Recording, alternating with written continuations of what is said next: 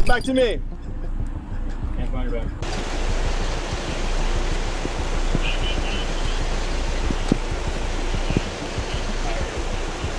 On the Anytime Fitness, it was at 4:13 is when that thing was. Isaiah 10, this is the Jacksonville Sheriff's Office. We are in your front driveway. We have a warrant for your arrest. Come to the front door with nothing in your hands. We are not going away. We're headed your way to a... Hands Come up! on out, put your hands up. You're good. Come on out. Hands up. Come Put on your out, hands put your up. hands up. Bring us to the officer. Yeah. Yep. Put your hands up! Listen, put your hands in the air. Hands up. Hands in the air. Hands in the air. All right. Slowly walk toward me. Let's go. Right here. Right here. Walk right here. Let's go. Yeah. Walk this way. Listen to the instructions. Yep. Hey, get your hands up and walk out towards me. Hey, over here. Go this way. Over here. You're going to get hit with the less lethal. Get your hands up and walk towards me. Hands up and walk towards me. Hands up and walk towards me. Keep coming. Keep coming. Coming. Keep coming. Keep coming. Keep coming. Keep coming. Keep coming. Stop. Stop. Turn around. Keep your hands up. Turn around. Hands up. Keep your hands up. Hands up. Don't reach for your waist. Do not reach for your waist. Look at me. Back up for me. Back up. Back up. Back up. Back up. All right, go to your knees. Put your hands behind your back. Stay there. Stay there. Don't move.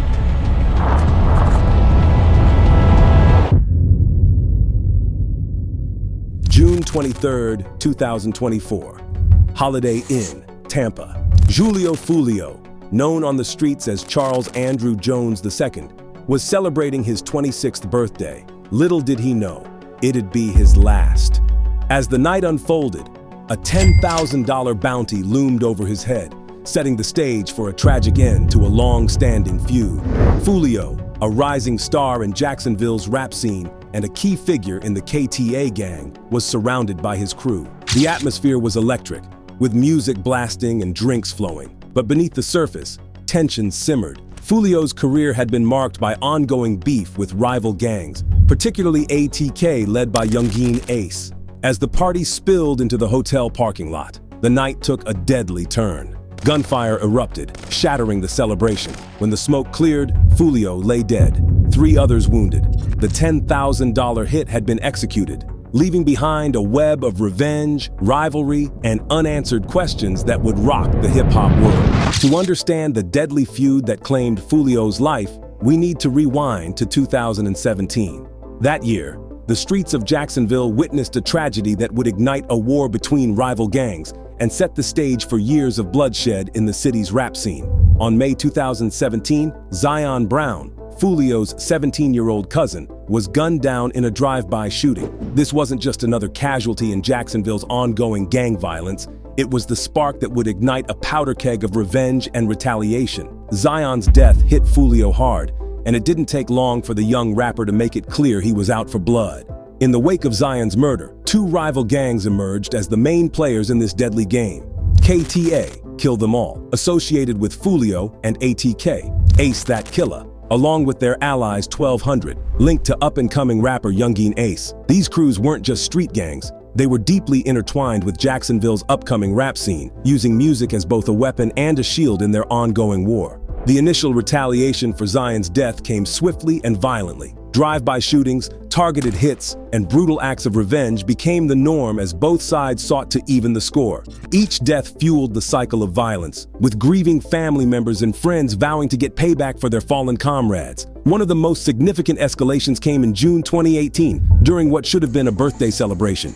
Gunfire erupted, leaving 3 dead, including Ace's brother. Ace himself was hit multiple times but survived. This attack, believed to be carried out by KTA affiliates, only deepened the rift between the warring factions. As the body count rose, The feud became more than just a street beef. It was now an integral part of Jacksonville's rap identity. Both Foolio and Yungeen Ace used their music to taunt their rivals, celebrate their fallen soldiers, and threaten further violence. Tracks like Foolio's When I See You and Ace's Step Harder weren't just songs, they were battle cries, keeping the conflict alive and drawing in new recruits eager to make a name for themselves in the streets and on the charts. The Jacksonville Sheriff's Office watched helplessly as the violence spiraled out of control. Over the years, they attributed dozens of murders to the ongoing war between KTA and ATK. But arrests and convictions did little to stop the tide of bloodshed. For every gang member taken off the streets, another was ready to step up and continue the fight. Social media played a crucial role in amplifying the conflict. Both sides used platforms like Instagram and Twitter to mock their rivals, share violent threats, and celebrate their victories in real time. These online provocations often led to real-world violence, blurring the lines between digital posturing and deadly serious intent. Foolio, in particular, became known for his inflammatory social media presence. He frequently posted videos taunting his enemies, visiting the graves of fallen ATK members, and even filming music videos in rival territory. While these stunts boosted his street cred and online following, they also painted an ever larger target on his back.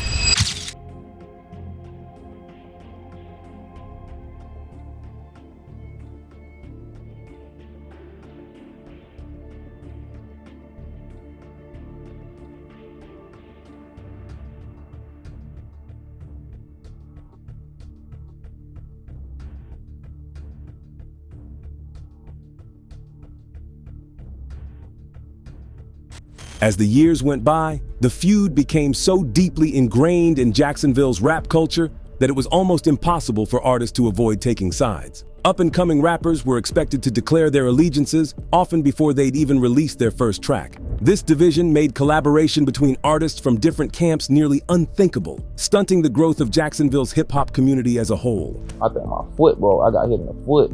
So I get up, I walk to the house I pulled to. I don't even know them from a can of paint. Where I could see through the window, it's a sitting on the couch. I don't know if he watching TV, porn, what the he doing. I'm banging on his door like, hey, help, I need help, like on shot type shit, and I'm hitting this little door ring type shit, the little doorbell shit. The ongoing violence took a toll on everyone involved. Both Foolio and Yungeen Ace spoke in interviews about the constant fear they lived with, never knowing when or where the next attack might come from. Foolio's mother publicly expressed concern for her son's safety, saying he was targeted more for his music than any actual criminal activity. But despite the danger, neither side seemed willing or able to break the cycle of retaliation. As a kid, like 13, 14, 15 years old, he still had these older people, like, doing stuff for him. Like, and I think it was because of his dad, because a lot of people had respect for his dad. But I did everything I could for Charles. He never disrespected me or anything like that, cursed me or anything like that. But I think when his grandmother died and his dad died, that did play a toll on him. Even after Foolio's death, the musical shots kept coming. Hours after the fatal shooting, Yungeen Ace released Do It, a track many interpreted as a celebration of his rival's demise. The lyrics were thinly veiled, with Ace rapping, "Catch his ass and do his ass, you know he finished." Without naming names, the implication was clear to anyone following the beef. This pattern of musical retaliation continued with Game Over, another Ace track that seemed to reference Foolio's murder. The rapid-fire release of these songs in the wake of the shooting highlighted the inseparable nature of the music and the violence it both chronicled and inspired. Foolio's life was a constant game of cat and mouse, where the stakes were life and death. The Jacksonville rapper, known on the streets as Charles Andrew Jones II, faced multiple attempts on his life in the years leading up to his tragic end. In 2021, Foolio narrowly escaped death when he was shot at while exiting his vehicle. He took to Instagram to taunt his would-be killers, boasting, "Y'all miss a whole 100 shots literally." This brazen attitude in the face of danger became Foolio's trademark, but it also painted an ever larger target on his back. On my daddy, stop playing with me. And I didn't get hit. I got grazed in the leg. Stop playing. I don't trade these. I got my whole clip, nigga. The threats against Foolio's life were relentless. He once claimed on social media, "Over 5+ attempts on my life and I'm still here, real demigod." This wasn't just tough talk or social media posturing. It was the harsh reality of life in the crosshairs of a deadly gang war. Each day brought new challenges, new threats, and the constant possibility that his luck might finally run out. But Foolio wasn't the only one living on borrowed time. His rival, Yungeen Ace, had his own brushes with death. In a brutal attack that left 3 dead, including Ace's brother, the rapper was shot multiple times, but miraculously survived. This incident only deepened the rift between the warring factions, turning personal tragedy into fuel for an ever-escalating conflict. No, to the you bad, boy. I ain't with you. You ain't been calling my phone, but I got my phone right here, boy. You ain't been calling my shit, bro. I ain't with you. Man, I ain't with these niggas, man. Fuck these niggas. I swear to God, it's a real wide red line niggas don't ride like me. Alright. Down the risk it, I'll give it all they got like me. You ain't called me to the line, bro.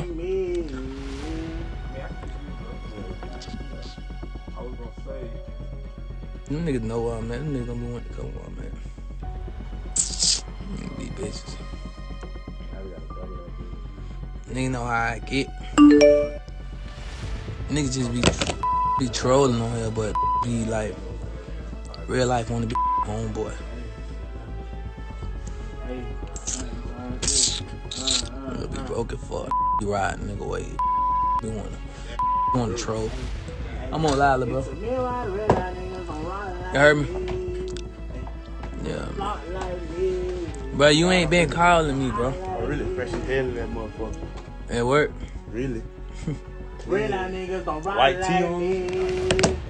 Give it all they got like me. The toll of this ongoing violence weighed heavily on those closest to Foolio. His mother, Sandrika Mays, spoke out about the dangers surrounding her son's music career. We have to understand that Charles wasn't getting shot at because he killed somebody, because he robbed somebody. All this happened because of rapping, she stated, highlighting the tragic irony of Foolio's situation. His talent and success in the music industry had made him a target, not any alleged criminal activities. Mays' own experience with violence underscored the gravity of the situation. After I was shot 8 times at close range, I implored my son to stop rapping, she revealed. Her pleas fell on deaf ears, as Foolio remained committed to his music and the lifestyle that came with it, despite the clear and present danger. The events leading up to Foolio's murder on that fateful night in Tampa were a perfect storm of social media flexing and calculated violence. Foolio had been hyping up his 26th birthday celebrations online, posting about plans for a big party at an Airbnb. But when that spot got shut down for exceeding occupancy limits, the crew moved things over to the Holiday Inn. Little did Foolio know, his killers were watching his every move. As Foolio and his entourage bounced from location to location, a group of 5 individuals was hot on their trail. These weren't just some random ops looking to catch Foolio slipping. This was a coordinated hit team, moving with deadly precision to collect on that $10,000 bounty. They followed Foolio's crew from spot to spot, waiting for the perfect moment to strike. When the party finally landed at the Holiday Inn, the killers saw their opportunity. As Foolio and his people spilled out into the parking lot, shots rang out. In the chaos that followed, Foolio was hit multiple times. 3 others caught bullets too, but survived. For Foolio, this was the end of the road. The rising Jacksonville rapper who had lived in the crosshairs for years had finally run out of luck. In the wake of the shooting, Tampa police moved quickly. Within days, they had 4 suspects in custody: Sean Gathright, Isaiah Chance, Alicia Andrews, and Rashad Murphy.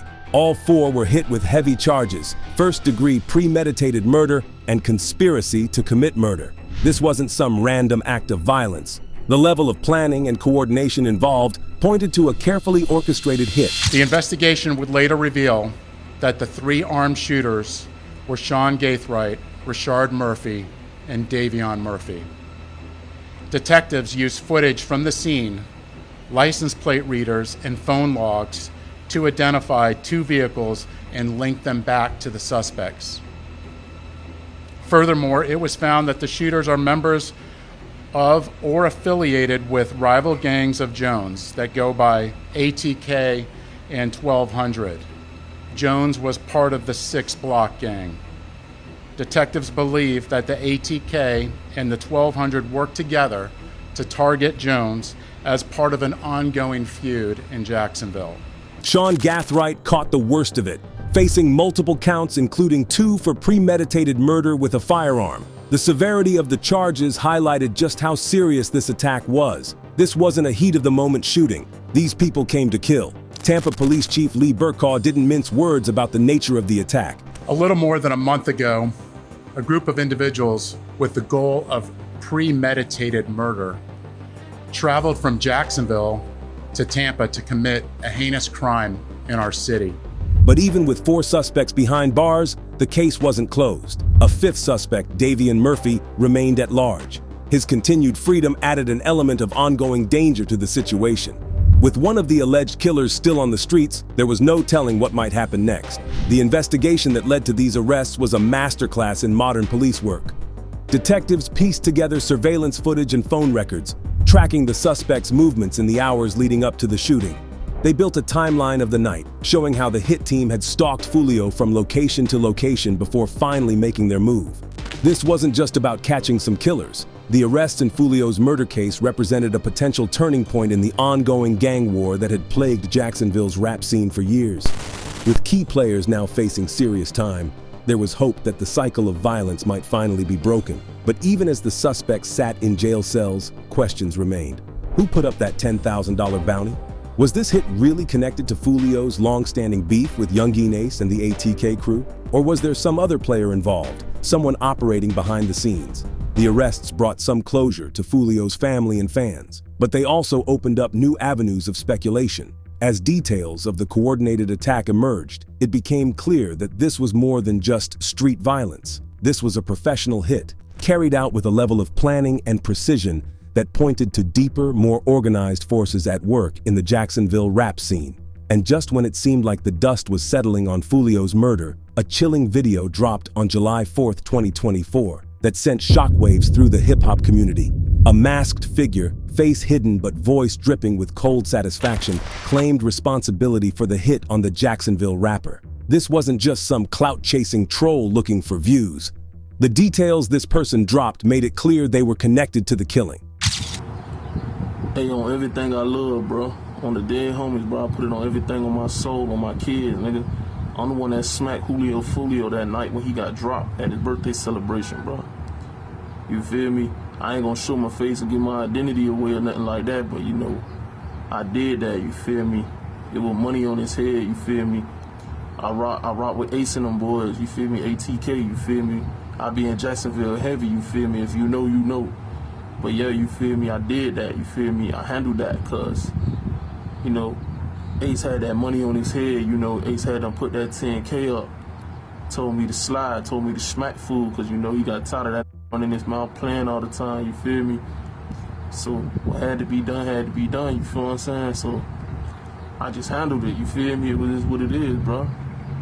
You know what I'm saying? Like, don't give a f, bro, like, about that money, anybody could get it, you feel me? And, you know, Foolio had it coming to him, so, you know, I don't really feel sorry, you feel me? A lot of people think that, you know, it was on some gang shit, you know, and all that. Like, it ain't even really all that, you feel me? Like, bro, just, you feel me? Ace put that bread up, you feel me? And whoever wanted to take it, take it. So I took that, you feel me? So, rest in peace, Foolio. The masked individual didn't mince words. There was money on his head, they stated bluntly, confirming what many had suspected. Foolio's death was a paid hit. But the real bombshell came next. The killer claimed that none other than Yungeen Ace, Foolio's longtime rival, had put up the bounty. "I handled that because Ace put that 10K up. Told me to slide," the figure stated. "Told me to smack Foolio because he got tired of him running his mouth." This accusation hit the Jacksonville rap scene like a freight train. Yungeen Ace and Foolio's beef had been simmering for years, but this took things to a whole new level. If true, it meant Ace had escalated from diss tracks to outright murder for hire. The masked killer showed no remorse, treating Foolio's death like just another day on the job. It was a cold reminder of how cheap life had become in this ongoing war. The tragic end of Foolio's life raises some hard questions about our role in this cycle of violence. As fans, we've been consuming these diss tracks, sharing the videos, and feeding the beef. But at what cost? Every stream, every view, every comment adds fuel to a fire that's burning lives. It's worth noting that the music industry itself bears some responsibility. Labels and platforms profit from this conflict, turning real pain and loss into entertainment. But we can't just point fingers. We gotta look in the mirror too. So what's the future of hip-hop look like? Can we break this cycle? Or are we doomed to keep losing talent to senseless violence? Maybe it's time we demand more from our artists and ourselves. Music has the power to inspire change, to lift people up instead of tearing them down. What do you think? Is there a way out of this mess? Drop your thoughts in the comments below. And if you want more content breaking down the real stories behind the music, hit that subscribe button.